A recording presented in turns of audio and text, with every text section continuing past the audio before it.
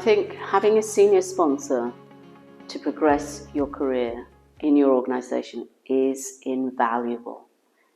Having someone to advocate for you in a room where you are being discussed in terms of your progression, in terms of promotions, opportunities, pay, it's immeasurable how beneficial that is. And if there's one thing I would really actively encourage everyone to do, it's to seek out a senior leader that you yourself are inspired by inside your organization, and get to know them, what their views are of the organization, and let them get to know you, your aspirations, and what you need to do. Because when you are being discussed and your career is being discussed, at least somebody else other than your line manager will be able to advocate on your behalf. I think having a senior sponsor is not necessary in order to progress, but I do think it's incredibly helpful. I think a sponsor relationship is very different to a mentoring relationship. To me, a sponsoring relationship is where somebody actively takes ownership for your career, whether that means interacting with your line manager, understanding what opportunities exist, looking at your reviews, speaking to your stakeholders and helping you navigate your career and your progression. And that to me is an incredibly helpful resource. Sponsorship is key in progressing in a career. And I definitely think that it has a very big role to play for everyone. Some sponsorship relationships, they form naturally and they form over time as well. You need a senior individual to trust you, and once that trust is built, you will see that that sponsorship develops as well. But others are through various different programs in organizations, some learning and development programs, some high potential programs where you are assigned a sponsor and you can work with them as well. So it depends on what route you're taking, but yes, sponsorship is definitely key. Absolutely. I think it's, and we know there are different, so there's mentors and there's sponsors.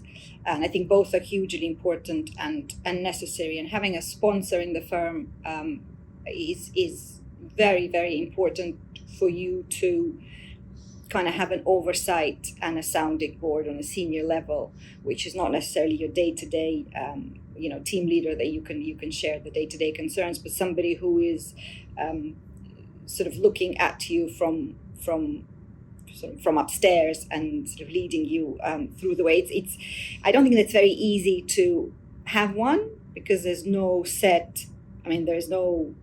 textbook that tells you when you start a job you have to identify a senior leader and sort of make friends with them and hope that something happens. But I think we need to promote this awareness that it's good to have a relationship with somebody senior at the firm who is helping you along the way. And it doesn't mean they're doing you favors or sort of unfairly sort of pushing you towards where you shouldn't be, but it's just someone who you can use as a senior advisor, really. And it's hugely beneficial. And I think people that have moved up confidently and impressively, most often than not, they would have had somebody like that in their careers who helped them.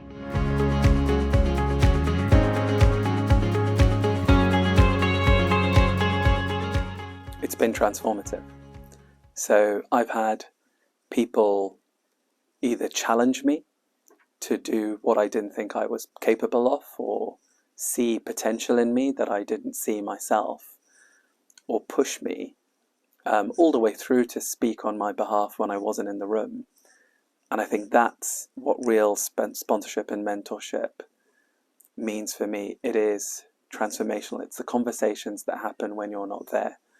It's the conversations that you need to hear to get out of your head, and to overcome your own negative self-talk, your negative self-image, or debilitating beliefs.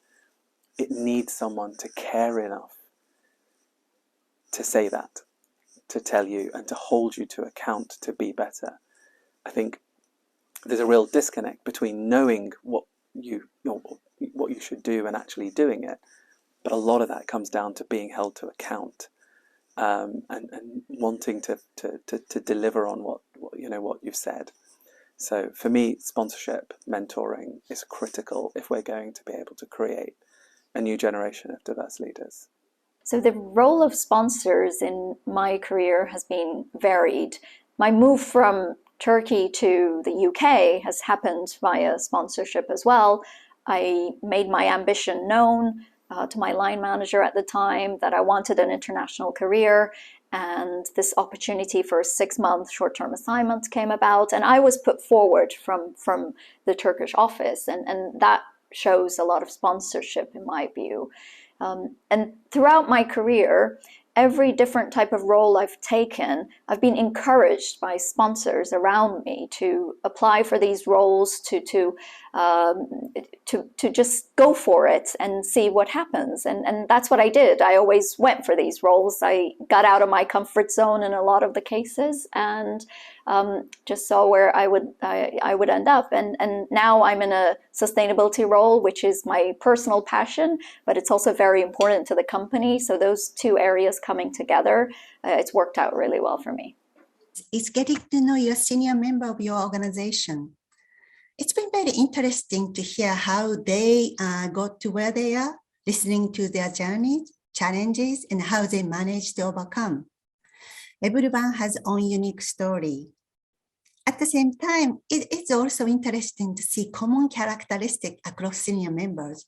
They all tend to be very positive human beings and possess diplomatic communication skills. When I first joined the company, senior members seems to be someone existing far away out of distance. But over the years, as I got to know more senior members, they have allowed me to broaden my perspective, and I think they helped me to take ownership of my own professional development. I think the biggest benefit of sponsorship and mentoring throughout my career for me personally has been the fact that generally the sponsors and mentors I've had are different to me, which has been a deliberate process for me. And therefore they take me out of my comfort zone, make me do things that I otherwise would feel uncomfortable doing, and just make me behave in ways that are not natural to me but are necessary. So when I started out, it was in a bank in London. I didn't have there wasn't a formal mentorship program for graduates at the time, but I was lucky in a way that I had, I guess, informal mentors from the team that I worked with, but they were a lot more senior, and they kind of took to me to kind of guide me through. And it was a revelation because they were male. They were sort of white males that have been doing this for a number of years, and obviously knew how the whole system worked. And it was eye-opening, sort of on an informal level, when they shared anecdotes and stories as to how this whole thing works. And again, the sort of funnier example would be I had to write my first 360 review as a new joiner, and then obviously you have to write one about yourself as to what you perceive you've achieved and and I wrote it and I showed it to someone who I thought could provide me feedback, and he read this and he said he tore it to pieces, put it in the bin, absolutely write everything, and you have to be a lot more positive about yourself. And this was eye-opening to me because I started out with pointing out, I've tried to do this, but these are the points I need to improve, and then point number 2, and these are all the things that I need to work on. And it was completely, if somebody picked this up and says, this is a loser that's writing this, but this is how I thought you should do it, sort of being critical and identifying, points to work on. And he completely changed my whole perception as to how this 360 system works, for example. I'm thinking, well, everybody else is writing, they've been great, and I'm writing all the things I still have to do. So that's just a little anecdote, but it shows you that even an informal mentorship is very, very, it's invaluable. And then later on, few years down the line, I got a formal mentor in the firm, and she was a senior female. And the whole program didn't last for very long, but it was also very helpful because it was exactly at this midpoint where I had to be promoted to a director level in a bank, and I was sort of hoping that it would happen on its own because I've done such a good job and it was so many years, and it typically happens after so many years. And she just told me, no, absolutely not. You have to go, you have to ask, you have to show, and this was also eye-opening just in terms of the procedures as to how this needs to happen, and it wasn't made obvious by whatever HR or managers that actually then to progress you have to, as we discussed before, you have to start asking for things, and so this was also a very important. Let me distinguish between sponsorship and mentoring. At a time in my career in my early 40s, when I was working in CTU, being developed to be a future business leader, I suddenly realized that there were the two most senior people in the organization had belief in me in a way in which I'd never really even had belief in myself. And that was remarkably liberating and gave me the confidence and the ability to take risks that I would never have had the confidence to do before. And it enabled me to have a far bigger impact on the business than I thought I'd have been capable of otherwise. In terms of mentoring, when I left CTU, I established a relationship with a very successful entrepreneur who became my mentor over a 15-year period. And he was a fantastic listener, and I could talk to him about anything, and he enabled me to see myself in a way in which other people saw me. I'll always go back to my old mentor who hired me into the company some 25 years ago, from whom I learned many things, never because he was overtly or directly imparting knowledge, but because of the way he was and the way I was absorbing so much at the time. So I think there's probably one's always learning, right? But there's probably a period of time early in one's career where you can be a sponge and really take in a lot of what's happening around you. And you can learn how to do things and say things and behave, but you can equally learn how not to and how not to be, right? And what not to say. And all of that hopefully eventually aligns with who one thinks of themselves as being, and what drives them, what motivates them, what gets them out of bed in the morning, and how they want to be perceived. And so the person who hired me into BNY Mellon imparted a lot of knowledge indirectly, and just because of the way that he was, who he was. And I mentioned some of that, right? Hire adults, treat them like adults, empower people by holding them accountable, build a team that is very diverse, and let them get on with doing the things that they're supposed to do, and let them learn from each other, give them the opportunity to grow and develop, the space to make mistakes and learn from them. And so, I'd have to give him a lot of credit for everything that I learned at the time.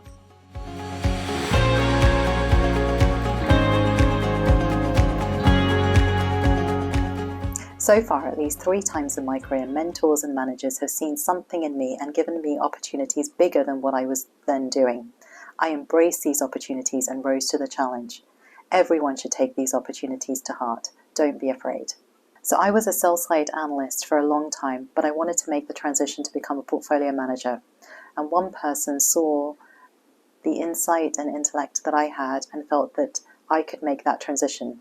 They gave me the opportunity, and since then I really haven't looked back. One sponsor at Goldman was an individual who was one of the scariest women. So I walk in, and the first thing she does is looks at me and says, "Well, you're never going to hold the room." And I was just like, okay, great, thanks. But she made me do things. So she said, go and speak to the head of trading and put 20 minutes in with him. I'm like, that's my manager's client. Like, what am I going to do? Do it. Okay. And so she'd call him. What I didn't know was she'd call him and she'd say, she's going to put time in, humour her. So I'd go in and I have this conversation and he'd humour me, but it made me do things that I didn't want to do. Or, you know, they'd reverse navigate me being involved in a project, and they'd just bring me in the room and say, well, why don't you present? And so it was navigating opportunities that I wouldn't otherwise have had and making me the person in the room and the voice in the room. And what I didn't realise is that half an hour meeting I had with her, I used to dread, and I used to be in and out within 20. But she was forced, like, it wasn't a friendly relationship. We never spoke about the weekend and anything else. It was always, here's what you need to do. And by the way, if you don't get promoted, that looks bad on me, so you better do what I asked you to do. It was a really weird relationship, but it worked.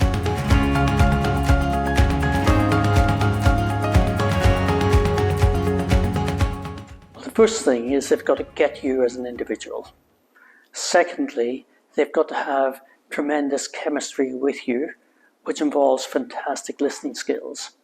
And thirdly, they've got to have an ability to help you understand what you should do in that situation and not tell you what they would do in that situation.